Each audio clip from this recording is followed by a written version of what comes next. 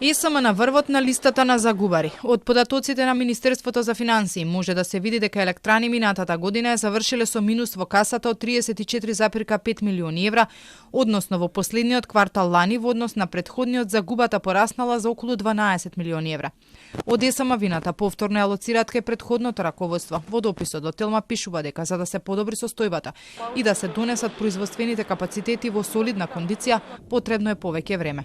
Од бројките за 2024 може да се види дека највисока загуба ЕСМ има во првиот квартал од 38 милиони, потоа следните два има намалување на минусот, па во последниот квартал повторно нов скок.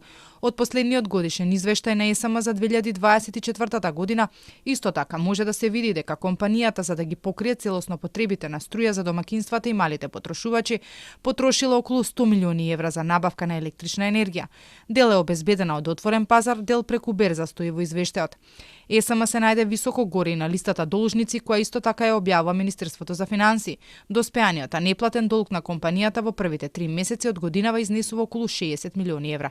За разлика од нив, преносниот систем МЕПСО може да се пофали со добивка. Имале простори да си ги качат платите за 26%, но и да го зголемат бројот на вработени. Па така, според бројките објавени во извештајот и калкулаторот за плати, просечните примања во МЕПСО достигнаа до речиси 1000 евра.